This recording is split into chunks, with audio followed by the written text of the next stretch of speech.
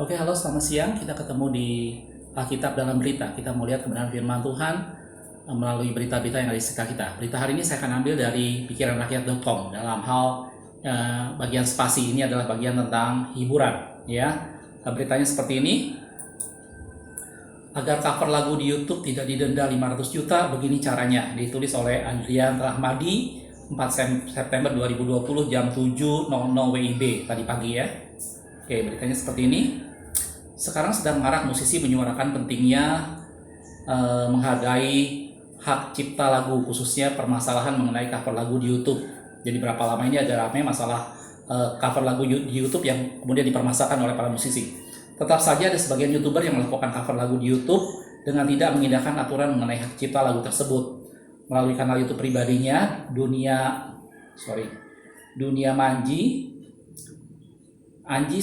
Angie sangat menyoroti hal ini dengan maksud mengedukasi para YouTuber ketika melakukan cover lagu di YouTube agar memperhatikan hal-hal utama yang sebenarnya sangat sensitif, khususnya soal hak cipta. Baru-baru ini, para musisi menyoroti berita mengenai cover lagu di YouTube yang harus bersiap menghadapi terancam hukuman 3 tahun penjara serta denda 500 juta. Sebagian besar musisi sangat mendukung hal ini dengan tujuan agar hak cipta lagu mereka tetap terjaga. Akan tetapi, ada sebagian lagi yang tidak mempermasalahkan cover lagu di YouTube selama YouTuber tidak mencuri lagu musisi tersebut. Salah satu musisi yang bersuara adalah personel dari Weird Genius, yaitu Reza Arab. Gitu ya. Melalui akun Twitter pribadinya, Reza Arab menyatakan jika ada yang ingin melakukan cover lagu Weird Genius, netizen tidak perlu meminta izin kepada dia atau publisher selama tidak mencuri atau mengklaim lagu itu milik YouTuber yang melakukan cover. Gitu.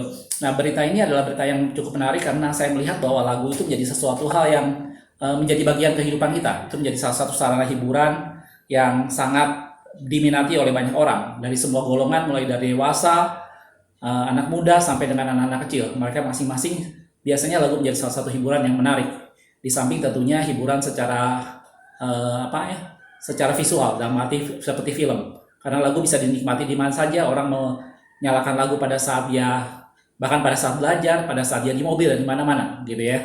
Dan saya ingin melihat kebenaran firman Tuhan mengenai masalah lagu ini. Karena lagu menjadi sesuatu yang menjadi bagian kehidupan kita sehari-hari. Dalam Amsal 25 ayat 20 dikatakan seperti ini.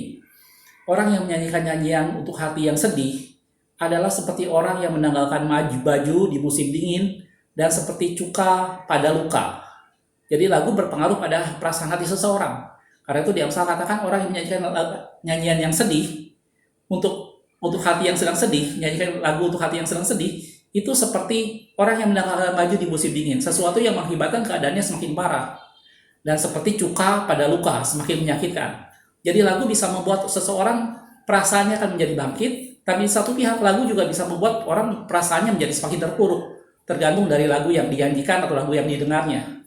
Gitu. Dan Amsal tadi mengatakan kalau hati yang sedih dinyanyikan lagu, maka keadaannya akan menjadi semakin parah. Saya ingat dulu presiden pertama kita pada masa-masa setelah proklamasi, dia menyerukan untuk menghilangkan istilahnya lagu-lagu cengeng, karena pada waktu itu Indonesia lagi memulihkan diri untuk berjuang, sehingga tidak diasumsikan bahwa lagu-lagu cengeng itu mengakibatkan mematahkan semangat untuk mereka berjuang. Itu adalah dampak lagu. Jadi lagu bukan sesuatu hal yang sekedar kata-kata yang keluar dengan alunan nada tertentu, tetapi lagu berdampak pada jiwa seseorang. Nah, tadi kita udah lihat bagaimana lagu itu menjadi bagian yang tidak terpisahkan dalam kehidupan manusia. Dan kita sebagai umat Tuhan, kita harus mengerti bahwa setiap lagu, setiap kata-kata yang kita keluarkan itu memberi dampak pada jiwa kita. Dan kalau tadi saya bilang lagu itu bisa membuat jiwa kita akan naik, menjadi semangat, tapi kebalikannya itu bisa membuat keadaan kita sebagai terpuruk. Masalahnya sekarang adalah lagu apa yang sekarang kita pilih? Nyanyian apa yang kita pilih? Bagaimana kita memilih satu lagu-lagu atau puji-pujian atau nyanyian yang bisa membangkitkan semangat kita, yang membuat jiwa kita dibangun, yang membuat kita menjadi lebih bersemangat.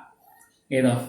Ada satu cerita yang tentu saya yakin kita semua udah tahu pada waktu Paulus dan Silas di penjara, gitu ya. Itu ada di Kisah Rasul 16 ayat 25 sampai 26. Saya bacakan. Kira-kira tengah malam Paulus dan Silas berdoa dan menyanyikan puji-pujian kepada Allah, dan orang-orang hukuman lain mendengarkan mereka. Akibatnya, Akan tetapi terjadilah gempa bumi yang hebat sehingga sendi-sendi penjara itu goyah, dan seketika itu juga terbukalah semua pintu dan lepaslah belenggu mereka semua. Itu dampak dari sebuah lagu, dampak dari suatu puji-pujian. Apabila puji-pujian atau lagu yang kita nyanyikan itu mengundang hadirat Allah, apabila lagu atau puji-pujian atau nyanyian yang tadi kita naikkan itu membuat roh kita semakin naik, jiwa kita semakin kuat, maka terjadi kuasa Tuhan di sana. Jadi pilihlah lagu yang membangkitkan semangat, pilihlah lagu yang memotivasi kita, pilihlah lagu yang membuat nama Tuhan dipermuliakan. Gitu. Dalam Mazmur 22 ayat yang ketiga dikatakan seperti ini, padahal engkaulah yang kudus, yang bersemayam di atas puji-pujian orang Israel. Jadi Tuhan bersemayam di atas puji-pujian, Tuhan bersemayam di atas lagu yang kita naikkan.